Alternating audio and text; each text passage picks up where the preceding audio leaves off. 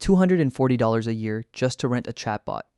And the models sitting on your own hard drive have quietly caught right up with it, properly caught up. Nearly 3 million models are sitting on Hugging Face right now. Free to download, free to run, no key, no meter ticking away, and nothing ever leaves the room. So why is everyone still paying every single month? Because the overwhelming majority of those are completely useless, and sorting the good ones out is the actual work. You already know the type, it loops the same sentence forever. It writes code that will not compile, or it simply refuses to load at all on the card you actually own, every single time. So there's a bar to clear here. Free to grab, runs on hardware a normal person actually owns, and good enough that you would genuinely pick it. 10 models clear that bar. They are ranked from worst to best, and number 1 runs perfectly happily on a graphics card you could go out and buy this afternoon. First up, 2 words that look identical and really are not open. Weights means you simply get the files. Open source means doing whatever you like with them afterwards. Second, size. Nobody actually runs these at full precision. Squashing the numbers down to 4 bits shrinks the file by roughly 3/4, and you barely notice. Third, your machine. Because 4 tiers really matter here. A laptop with no card in it at all, a mid-range card, a big card, and a desktop with pooled memory. And the gap here is real. The paid frontier is still ahead of all of this on the hardest work. It also bills you every month and reads everything you send to it. Both of those count. So 3 questions set the order from here. Does it actually fit? Is it any good once it does? And is that license going to bite you later on, starting at number 10 with the smallest thing on this whole list by a very long way, and from a company that almost nobody expected to be here? IBM, 3 billion parameters, under 2 gigabytes on disk, and Apache 2.0, which is a license you actually want because it puts absolutely no strings on you, nothing to read twice, so it fits absolutely everywhere with room to spare. And it does one thing that none of the others on this entire list manage. It runs with no graphics card at all. That matters far more than it sounds like it does. Most people asking about local models are on a laptop with integrated graphics.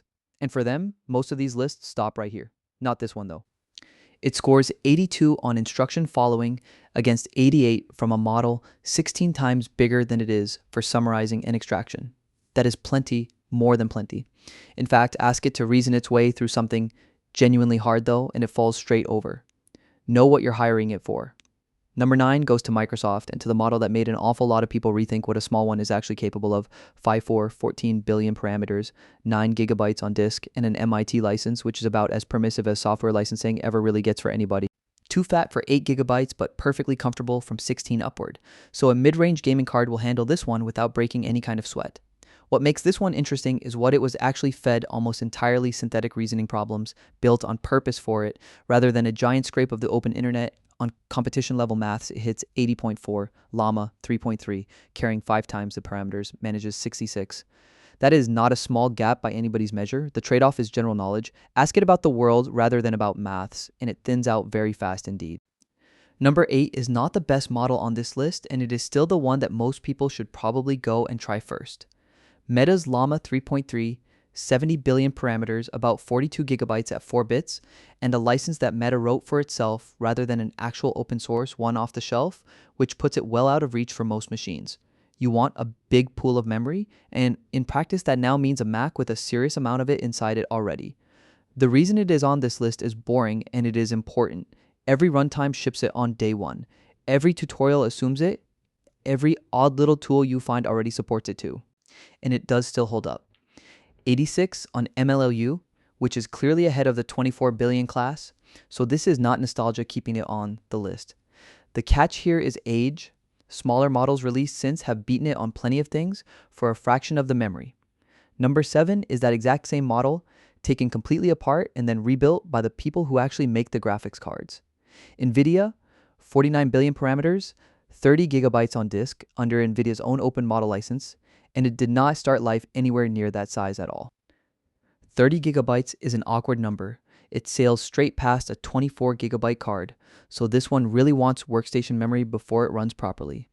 Here is the genuinely clever bit.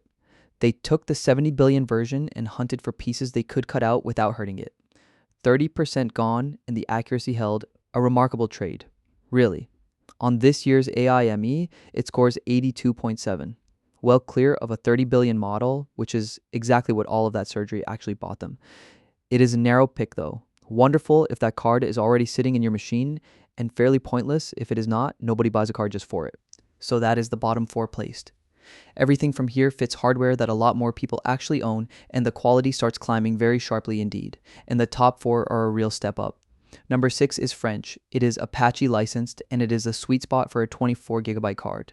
This one is Mistral Small 3.2, and it earns it. 24 billion parameters, 14 gigabytes, and Apache 2.0 once again. No usage clauses and no acceptable use policy to go and read through twice. If it's a 16 GB card and on 24 it has room to breathe with a long conversation loaded. That matters far more than the raw file size does. It also sees feed it a scanned invoice. Ask for the fields back as proper data, and it hands you clean structured output instead of a paragraph of waffle about what it saw. 80.5 on MMLU against 86 from a model 3 times the size per gigabyte on disk. That is easily the best deal anywhere on this list so far. The context window is the limit here. The giants will hold far more of your code base in their head at once than this one will. Hey, don't forget to like and subscribe for more like this. Now, back to the video.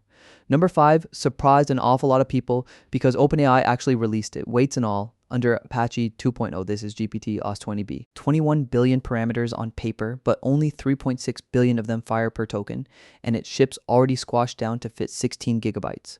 So a mainstream gaming card runs it, not a workstation, not a Mac with pooled memory, just the sort of card an awful lot of people are already gaming on, and it has a dial on it. Low, medium, or high effort. So you decide how long it thinks before answering, turn it right up, and it starts calling tools properly in order to. At high effort, it clears 60 on Sweetbench verified, which puts it ahead of an open model 5 times its size on 3.6 billion active parameters. It knows rather less than you would expect.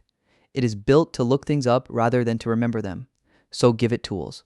Number 4 is Google's. It runs on one single card, and it speaks more languages than anything else on this entire list. That is Gemma 3. 27 billion parameters, 16.5 gigabytes on disk, and a license with an asterisk on it that we will come back to in just a moment. Worth knowing before you commit to it. 16 gigabytes is just too tight for it.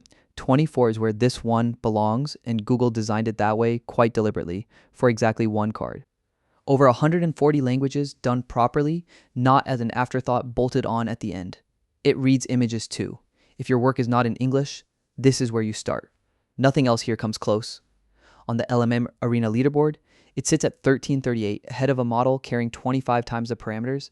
That is genuinely remarkable for its size. The asterisk is that license. Google keeps use restrictions on it, so it is free to use, and it is simply not open source. 7 down. The last 3 are the ones you will actually see people running day to day, and the first of them writes code that genuinely compiles first time. Number 3 is MIT licensed. It comes out of China, and it is the one that actually goes and does the work for you. This is GLM 4.5 Air. 106 billion parameters, but only 12 of them ever active. So it thinks like something enormous, and it runs like something very much smaller. The full build wants 64 gigabytes or more, which is Mac territory. Squeeze it harder than that, and it will sit on 24 at a real cost to quality.